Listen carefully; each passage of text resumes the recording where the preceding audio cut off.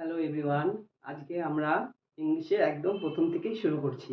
তাহলে আমরা প্রথমেই জেনে নেই যে আমরা তিনটি বর্তমানকাল, অতীতকাল আর ভবিষ্যৎকাল, এই তিনটি কাল নিয়েই আমরা কথা বলে থাকি। সেরকমই ইংলিশে হচ্ছে প্রেজেন্ট টেন্স, পাস্ট টেন্স এবং ফিউচার টেন্স নিয়ে আমরা কথা বলি। তাহলে আজকে আমি আমার নিজেকে দিয়ে বলছি যে আই অ্যাম আ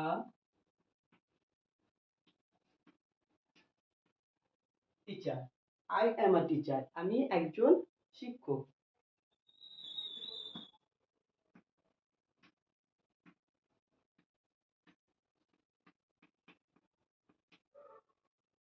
আমি একজন শিক্ষক। তাহলে আমি একজন শিক্ষক হই, আমার এটা পরিচয়, আইডেন্টি, যে আমি একজন শিক্ষক। তাহলে হচ্ছে আই অ্যাম আ টিচার।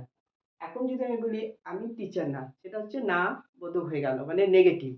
তাহলে আমি বলতে পারি I am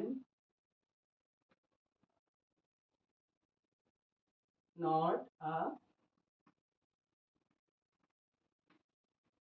I am not a teacher, আমি শিক্ষক নেই, মানে এটা নেগেটিভ সেন্টেন্স হয়ে গেল। এখন যদি আমি বলি ইন্টারোগেটিভ সেন্টেন্স, মানে আমি নিজেকে কোশ্চেন করছি, অ্যাম আই আ টিচার, আমি কি একজন শিক্ষক, তখন সেটা হয়ে যাচ্ছে interrogative. Am I a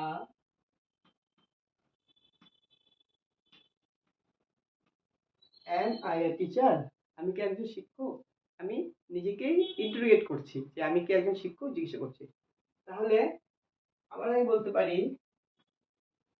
am I not আ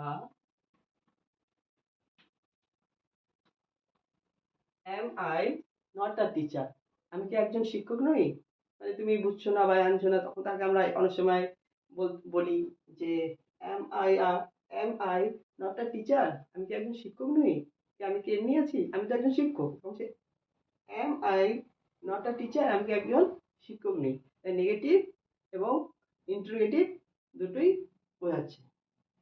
তাহলে এটা আমরা অ্যাম দিয়ে হলো। এখন যদি আমি অ্যাম হচ্ছে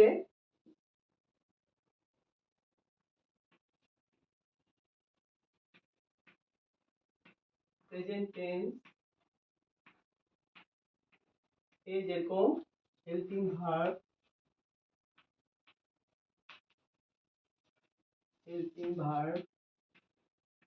কি কি লাগে, অ্যাম, ইজ, আর,